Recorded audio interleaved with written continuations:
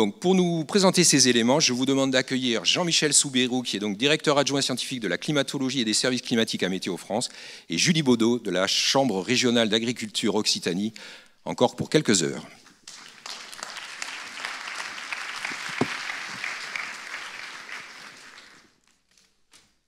Vous avez 20 minutes. Bonjour à tous, merci Pierre. Donc c'est un grand plaisir de voir une salle aussi bien remplie, plus toutes les personnes connectées à distance pour donc discuter de cette adaptation au changement climatique. Donc alors, je vais voir, parfait.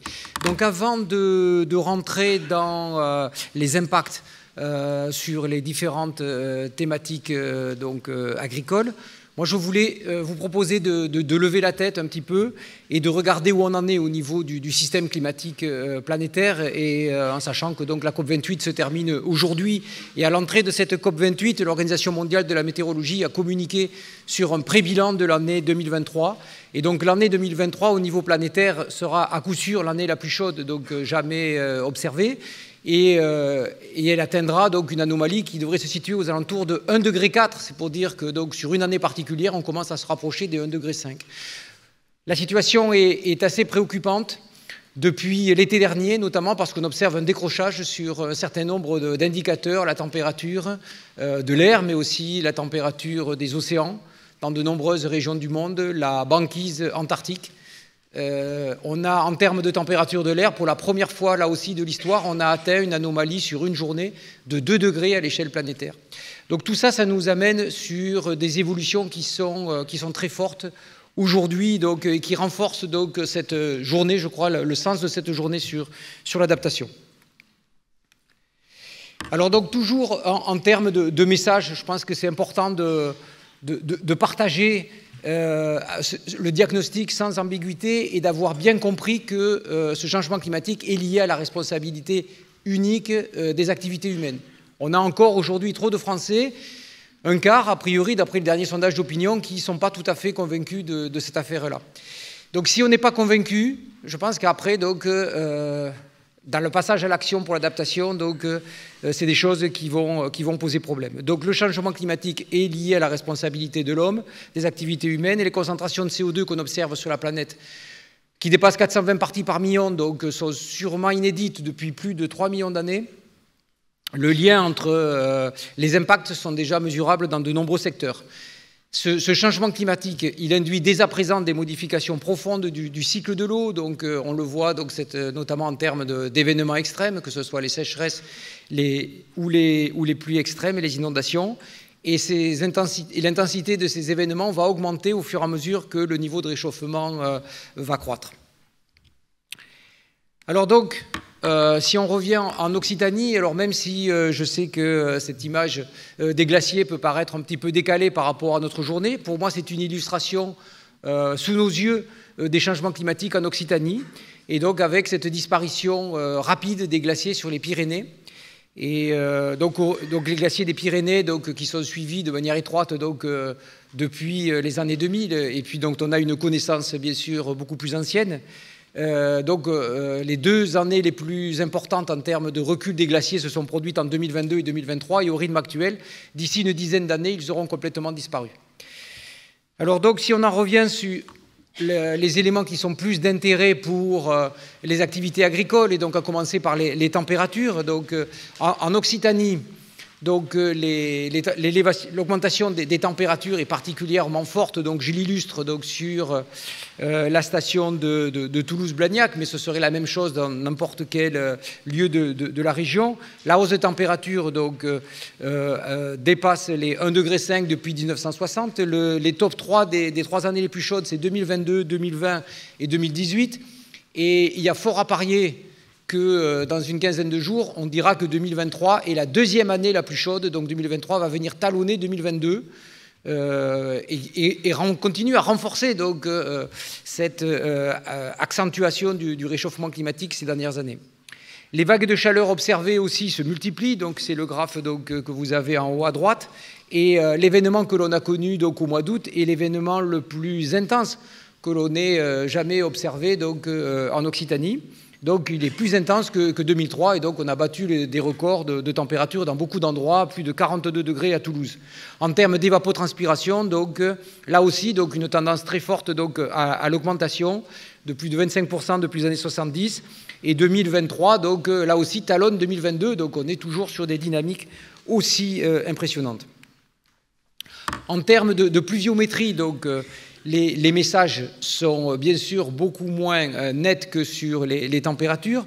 Donc selon les stations de la région, selon là où on regarde, on se retrouve avec des cumuls de pluie qui sont plutôt stables. Donc là j'illustre donc avec Auch en haut à gauche, ou alors quand même en baisse sur la partie littorale méditerranéen, donc à Montpellier notamment.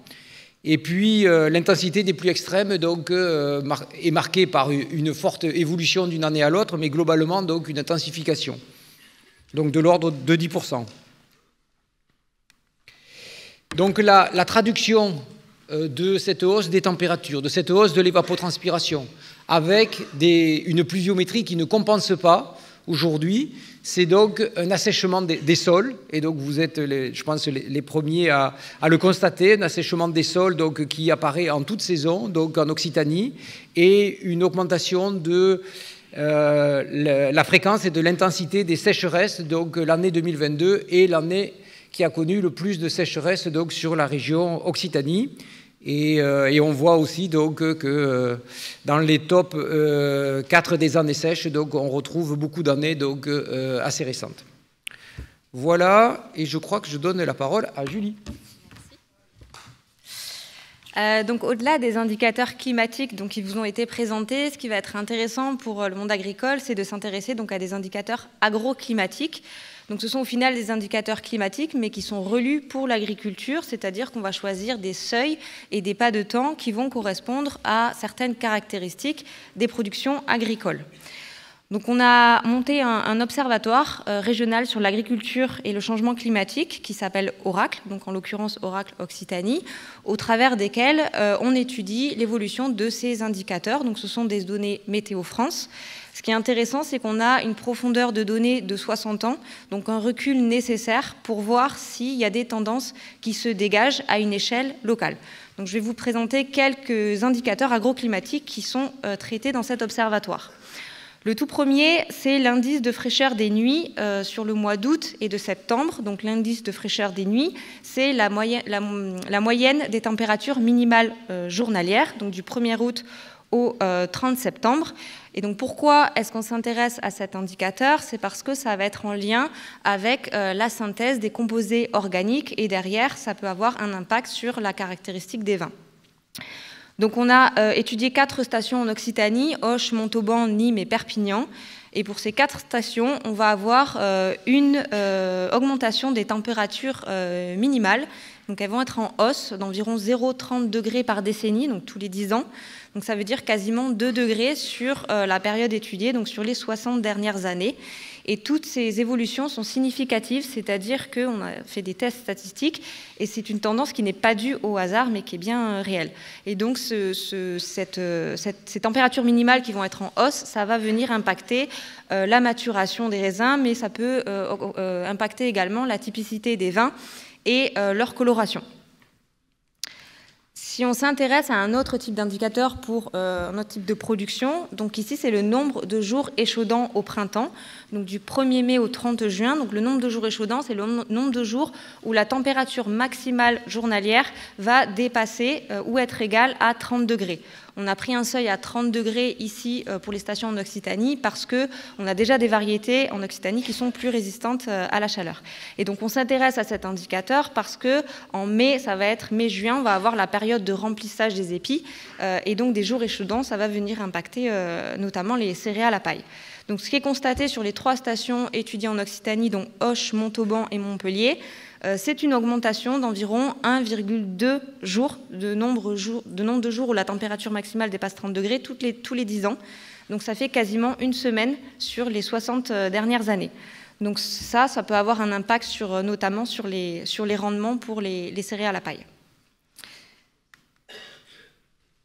Un autre exemple d'indicateur, toujours le nombre de jours échaudants, mais pour lequel cette fois-ci on a décalé la période. On s'intéresse à la période estivale, donc juin, juillet, août. Et pour le maïs semence, on a regardé un seuil à partir de 30 degrés, puisque c'est à partir de ce seuil qu'on peut avoir des impacts, puisqu'à partir du mois de juin, le maïs semence va entamer sa floraison. Donc il y a 3 stations étudiées en Occitanie, Castelnaudary, Montauban et Tarbes, pour lesquelles on a des résultats significatifs sur toutes les stations, cependant une variabilité sur les résultats, avec Tarbes 0,8 jours par tous les 10 ans, et par contre Castelnaudary, on est presque à 3 jours par décennie, où on a des jours supérieurs à 30 degrés. Pour la pomme, on a pris, toujours sur la période estivale, un seuil à 30 degrés, avec donc le choix des stations Nîmes, Montauban et Montpellier. Et donc là, on va avoir, pareil, une augmentation significative de ce nombre de jours très chauds, avec notamment à Nîmes une augmentation de quasiment une semaine toutes les décennies. Donc, ce qui est quand même assez important. Et ça va avoir des impacts notamment sur la qualité des fruits. Un dernier indicateur plutôt en lien avec l'élevage, c'est la date de mise à l'herbe. Donc la date de mise à l'herbe, c'est la somme du cumul de chaleur des 250 degrés jour en base zéro à partir du 1er février. C'est une date de mise à l'herbe théorique, on ne prend pas en compte par exemple l'importance des sols. Cependant, c'est le cumul de chaleur reçu par la végétation qui est estimé nécessaire pour pouvoir mettre les animaux à pâturer. Donc sur les 3 stations étudiées, Salcuran en Aveyron, Saint-Giron en Ariège et Gourdon dans le Lot, on a des résultats un petit peu différents qui ne sont pas forcément significatifs sur 2 stations, mais une avancée des dates de mise à l'herbe, notamment à Salcuran dans l'Aveyron, de 2,5 jours par décennie. Ce qui est intéressant, c'est qu'on a là tout récemment, donc c'est pas dans le diaporama, on a intégré les données 2022 qui a été une année assez particulière et il se trouve que toutes les stations sont passées en significatif. Et ce point-là, on le retrouve aussi sur la pluviométrie, des données qui n'étaient pas forcément significatives ou des signaux pas significatifs. Et sur certaines périodes, notamment la période estivale, en rajoutant l'année 2022, on peut conclure à une tendance significative et en général plutôt à la baisse de la pluviométrie. Au-delà des indicateurs agroclimatiques, ce qu'on traite aussi dans cet observatoire, c'est les impacts, parce que ce qui est intéressant à un niveau local, c'est de voir concrètement les impacts du changement climatique sur la production et les pratiques agricoles, avec toujours pareil l'idée d'avoir des données et un recul nécessaire pour pouvoir dégager des tendances. Donc par exemple ici, vous avez l'évolution des rendements du blé tendre depuis 1989.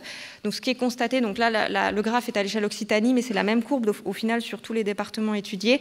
C'est plutôt une augmentation jusqu'à environ l'année 1998 de 1,12 quintaux par hectare et par an, liée notamment au progrès génétique et à la mécanisation. Et puis ensuite, on va avoir plutôt une phase de stagnation des rendements ou une légère diminution depuis 1998, malgré le fait que l'amélioration génétique n'est pas diminuée chaque année. Donc ça peut être imputé au changement climatique et notamment au phénomène d'échaudage thermique et de stress hydrique subi par cette culture. Un autre indicateur d'impact, c'est l'évolution de la production sèche de fourrage, donc à l'échelle Occitanie et puis dans tous les départements. Donc là, ce qui est constaté, c'est une baisse de la production sèche de fourrage donc à l'hectare, allant mais une baisse assez variable suivant les départements. Dans les PO, on va plutôt être autour des moins 4 quintaux par hectare tous les 10 ans. Et dans le Gers, on va aller jusqu'à moins 25 quintaux par hectare par décennie. Et un dernier exemple d'indicateur d'impact plutôt sur la vigne, vous avez l'évolution sur les 35 dernières années de la date d'ouverture des bancs de vendange pour un cépage qui est dans les PO, le Muscat Alexandrie. Et donc ce qui a été constaté, c'est une avancée des dates de vendange de 11 jours sur ce cépage. Et à droite, vous avez une courbe sur l'évolution de l'acidité totale du pH et du degré alcoolique moyen qui a été réalisée sur un échantillonnage de plus de 2000 vins rouges sur la partie Languedoc-Roussillon. Et donc ce qui est constaté, vous voyez les courbes qui parlent d'elles-mêmes, c'est que depuis les années 80, on va avoir une modification des caractéristiques des vins et des raisins avec notamment une augmentation du taux d'alcool, du taux de sucre et une acidité qui va être plutôt en baisse.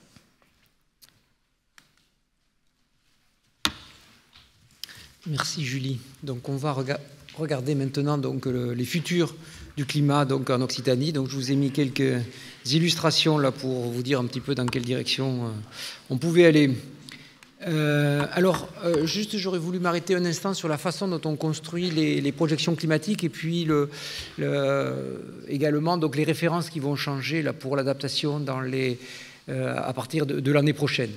Alors, donc, jusqu'à présent, donc, le GIEC, donc, avec des économistes, imaginait ou construisait des scénarios d'évolution des émissions de gaz à effet de serre, donc des concentrations de gaz à effet de serre, et le traduisait donc en forçage radiatif, c'est-à-dire en énergie supplémentaire due à l'augmentation de gaz à effet de serre. Donc il y avait plusieurs scénarios climatiques. Il y avait des scénarios qui correspondaient aux accords de Paris, où on arrivait à la neutralité carbone en 2050, d'autres un petit peu après, 2070, et puis il y avait des scénarios de stabilisation des concentrations de gaz à effet de serre, ou alors des scénarios d'émissions continues, de poursuite des émissions donc, tout au long du XXIe siècle.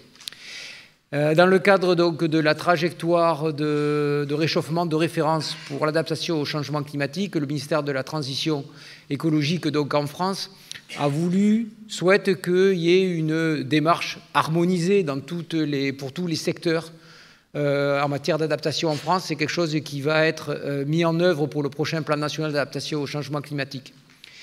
L'idée, c'est donc d'avoir une trajectoire commune pour l'adaptation en France. Ça ne veut pas dire que c'est la trajectoire la plus probable, mais voilà, c'est une référence de façon à ce que tous les secteurs travaillent sur la même base. Alors cette référence, c'est un choix qui est politique, hein, qui s'appuie sur aujourd'hui, donc quels sont les engagements des États dans le cadre des COP. Et voilà, et les engagements des États, quand on les regarde, ils nous amènent à un réchauffement planétaire à la fin du siècle entre 2,8 degrés et 3,2 degrés, selon qu'on considère les politiques climatiques qui sont aujourd'hui réellement implémentées ou celles ou les promesses d'engagement qui ont pu être faites. Le choix, donc, sur ce, c'est de définir une trajectoire qui amènerait la France à s'adapter en 2030 à un réchauffement global qui serait de 1,5 degré au niveau planétaire. C'est bien la direction que l'on est en train de prendre, et donc qui correspond à un réchauffement en France de 2 degrés. En 2050, un réchauffement planétaire de 2 degrés global qui correspond à un 2,7 degrés France. Et à la fin du siècle, en 2100, un réchauffement global de 3 degrés amenant un réchauffement en France de 4 degrés. Donc tous les chiffres que je vous donne, c'est une référence pré-industrielle. Cette correspondance entre le niveau global et le niveau France, il est issu des dernières simulations qui ont été analysées par le GIEC, le 6e rapport du GIEC, et notamment donc, la prise en compte des contraintes observationnelles pour la France. Donc voilà, donc c'était les derniers travaux de la science. Voilà. Donc à partir de cette trajectoire, il y a des jeux de données donc, qui ont été définis de façon à ce que les données climatiques soient disponibles pour faire des exercices d'évaluation pour l'adaptation. Elles ont été mises à disposition sur le portail DRIAS de Météo France, ainsi que des articles qui expliquent la méthode et qui présentent un certain nombre de résultats, de diagnostics sur ces données. Alors donc je vais vous en présenter, je vais vous présenter quelques résultats pour l'Occitanie. Donc à l'horizon 2050, donc je suis désolé, j'ai oublié de le mettre sur la diapositive, mais tout ce que je vais vous montrer, c'est bien l'horizon 2050. La température moyenne, vous voyez, donc elle est assez uniforme en termes de hausse attendue sur l'Occitanie. Et donc c'est une hausse moyenne de 2,2 degrés. Alors cette fois-ci, donc je vous ai dit 2,7 degrés France par rapport à l'ère pré-industrielle. Et donc là, en Occitanie, donc ça nous fait du 2,2 degrés par rapport donc à la référence 76-2005. Donc voilà, donc il faut jongler un petit peu par rapport aux références, et on voit en tout cas qu'on a une évolution à l'échelle annuelle assez uniforme sur la région. On a une évolution qui est plus forte en été, d'un demi-degré environ, qu'en hiver, un demi-degré de moins. Voilà. Et puis donc ça se traduit par une hausse de l'évapotranspiration qui est assez uniforme quand même sur la région, de l'ordre de 10%. Donc on voit, comme là on est sur des valeurs absolues, donc on voit une augmentation plus forte en valeur absolue sur la partie Languedoc-Roussillon, mais c'est principalement lié au fait que les valeurs sont plus fortes aujourd'hui sur cette partie de la région. En termes de pluie, Donc on s'attend à un cumul annuel stable ou en baisse de l'ordre de 4% à cet horizon 2050, mais avec un renforcement des contrastes saisonniers. Donc un cumul hivernal de précipitations qui pourrait être en hausse de l'ordre d'une dizaine de %. Et donc vous avez donc des intervalles de confiance, puisque donc on utilise 17 simulations climatiques issues du dernier exercice Explore 2. Donc vous avez peut-être entendu parler là, donc, sur les simulations hydrologiques. Et donc voilà, donc ça nous permet d'encadrer avec des intervalles de confiance ces valeurs. Le cumul estival de précipitations, donc lui, sera en baisse donc, de 15%, donc potentiellement donc, en baisse encore un petit peu plus forte. Et puis l'intensité des pluies extrêmes sera en légère hausse de 5%, mais possiblement jusqu'à 15%. La sécheresse du sol donc, continue à s'aggraver de manière assez uniforme sur la région. C'est 25 jours supplémentaires de sol sec. Et également donc, un élément important dans des problématiques donc, de ressources en eau, la baisse donc, du drainage, c'est-à-dire de la recharge des nappes sur la région, globalement donc, de 5 à 10% à cet horizon-là. Alors donc, il me paraît intéressant de regarder les 2 années finalement très éprouvantes que l'on vient de connaître pour voir comment le futur se présente par rapport à ces années-là. Donc en termes de température moyenne annuelle, donc l'année 2022, donc, qui est le record actuel pour la région, correspond à une année ordinaire du milieu du siècle à l'horizon 2050. Ça veut dire qu'à l'horizon 2050, on aura des années qui seront beaucoup plus chaudes que 2022, c'est-à-dire une année sur 2 sera plus chaude que 2022. En termes de température moyenne estivale, l'été dernier, qui nous a quand même marqué, donc, qui est le 3e été le plus chaud, mais ça correspond à un été plutôt frais à l'horizon 2050, il est intermédiaire entre l'horizon 2030 et l'horizon 2050. En termes de cumul de précipitations, et donc sur la seule Haute-Garonne, la probabilité d'une année aussi sèche que 2022, qui est de l'ordre d'une année sur 20 dans le climat actuel, sera multipliée par 4 en fin de siècle, ou va augmenter au fur et à mesure, et donc deviendra une année, finalement ça deviendra la quinquennale sèche donc, à ce moment-là, donc en fin de siècle. Donc voilà sur ces éléments généraux. Et donc, je passe la parole à Julie pour la suite. Et donc, de la même manière, ce qui est intéressant, c'est de regarder au niveau des projections climatiques l'évolution d'indicateurs agroclimatiques, mais cette fois-ci non observés, mais modélisés. Donc, on utilise un outil qui s'appelle Climat 21. Et ce qui est intéressant, c'est que ça permet de faire des projections à une échelle locale, puisqu'on est quasiment à l'échelle de la commune. Et on peut reprendre différents scénarios du GIEC suivant le niveau des émissions que l'on souhaite mettre en avant. Donc, je vais vous présenter quelques exemples de résultats. Ici, vous avez le nombre de jours chauds, donc le nombre de jours où la température maximale journalière va dépasser les 25 degrés, donc au mois de mai, au mois de juin, donc ça correspond au nombre de jours échaudants, à Fangeau, donc c'est une commune de l'Aude. Donc c'est un scénario 4.5, donc c'est-à-dire c'est un scénario à émissions intermédiaires. C'est pas forcément le scénario sur lequel on est actuellement, mais voilà, c'est un scénario un petit peu intermédiaire. Donc à la fin du XXe siècle, on était autour des 5 jours supérieurs à 25 degrés sur mai et juin. On voit ici qu'au milieu de ce siècle, on passe à 9 jours. Et à la fin de notre siècle, on multipliera au final par 3, on sera quasiment à 15 jours. Et donc ça va avoir un impact sur les serres à la paille avec le phénomène d'échaudage. Si on regarde de la même manière un autre type d'indicateur agroclimatique, ça va être le nombre d'heures où la température va être inférieure à 7,2 degrés. Donc cette fois-ci, on a pris d'octobre à février sur la commune de Castel-Sarrazin, qui est une commune dans le Tarn-et-Garonne. Donc au final, c'est le cumul de froid qui est reçu par la végétation, qui est regardé ici en nombre d'heures. Donc on était à la fin du siècle dernier autour des 1600 heures. Milieu de siècle, on va passer à 1200 heures et puis à un peu moins de 1000 heures à la fin du siècle. À chaque fois, je vous cite les médianes, c'est-à-dire une année sur 2, mais on a quand même une variabilité des maximums et des minimums qui restent présents, donc ce qui demande quand même, en termes d'adaptation, d'être agile pour s'adapter à la tendance de fond, mais aussi au final à des années assez variables. Et donc, ça va impacter ici la levée de dormance pour les arbres fruitiers et donc derrière, potentiellement, une reprise de la végétation plus rapide. Un dernier exemple d'indicateur que l'on peut traiter, notamment avec cet outil, c'est l'évolution du calendrier phénologique. Donc, par exemple, ici, le cépage a été choisi, c'est le Merlot à Anglars, qui est une commune du Lot. Donc, on a considéré que le débourrement pour ce cépage arrivait avec un cumul de chaleur de 265 degrés jour, initié au 1er janvier. Et donc, on regarde l'évolution des dates de débourrement. Donc, ici, on va avoir une évolution. On passe du 26 mars à la fin du siècle dernier au 15 mars, donc une avancée d'une dizaine de jours à la fin du siècle. De la même manière, on peut regarder la floraison en prenant un cumul de chaleur à environ 1300 degrés jour. Et ici, on va également avoir une avancée des dates de floraison en passant du 9 juin à la fin du siècle dernier au 3 juin au milieu de siècle, et on arrivera au 30 mai à la fin de ce siècle. Et pour finir, au niveau de la maturité physiologique, en prenant un seuil plutôt autour des 3200 degrés jour, on va aussi avoir une avancée, ce n'est pas une surprise puisque la température augmente.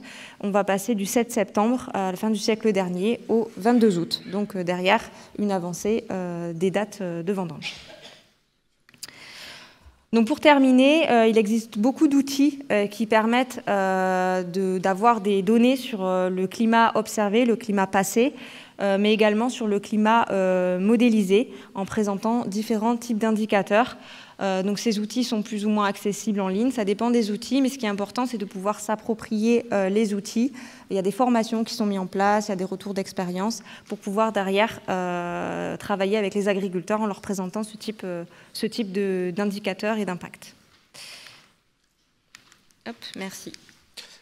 Merci beaucoup à tous les deux.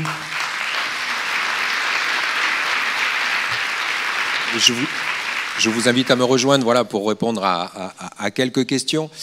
Voilà, donc Julie l'a dit, l'Observatoire Oracle, qui est piloté par la Chambre régionale, on travaille vraiment aussi avec des données que l'ensemble des acteurs en région peuvent nous fournir, et avec l'expertise aussi de nombreux partenaires. C'est un observatoire que l'on souhaite évidemment poursuivre. Asseyez-vous, je vous en prie.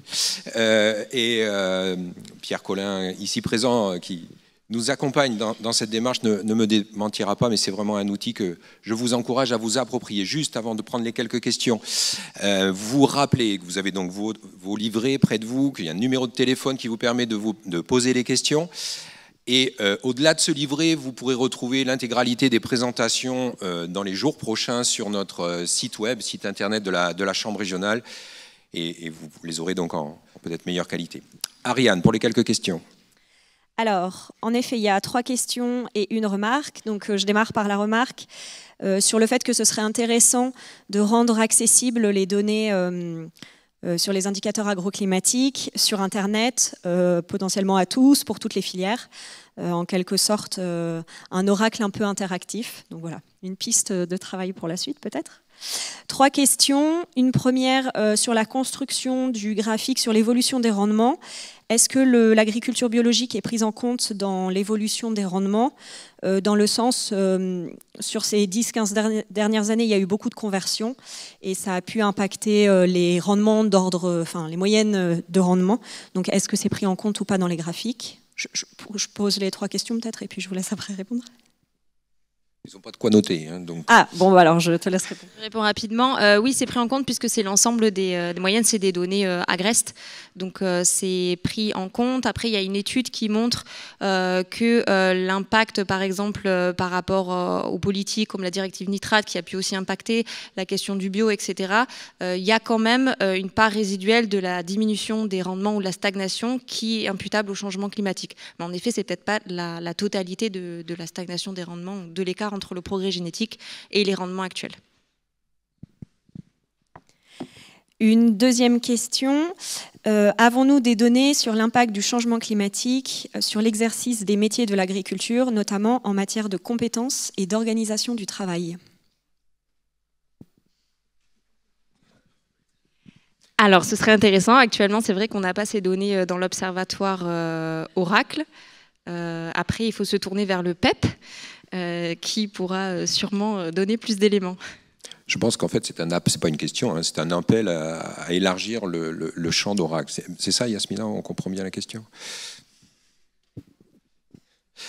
Ok, troisième.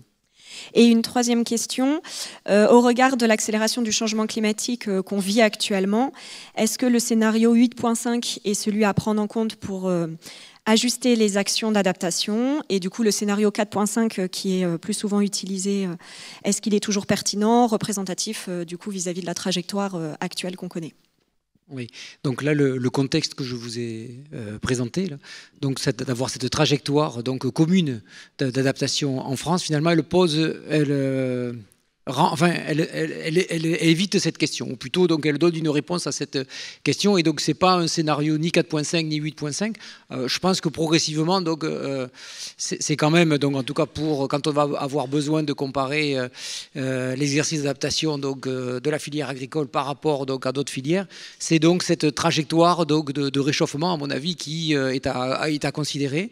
Donc voilà ce que j'ai dit tout à l'heure, donc ça correspond à 1,5 degré global, 2 degrés global, puis 3 degrés global. Donc, et alors, dans les faits, par rapport aux données DRIAS que l'on avait précédemment, notamment le jeu DRIAS 2020, ça correspond plutôt à un RCP 8.5, puisque c'est ça la question. Mais ça ne veut pas dire que c'est pas... Mais plutôt en termes de réchauffement, plutôt qu'en termes d'émissions globales planétaires. D'accord? Donc voilà. Bien, ben, merci à tous les deux pour cette première séquence. Merci.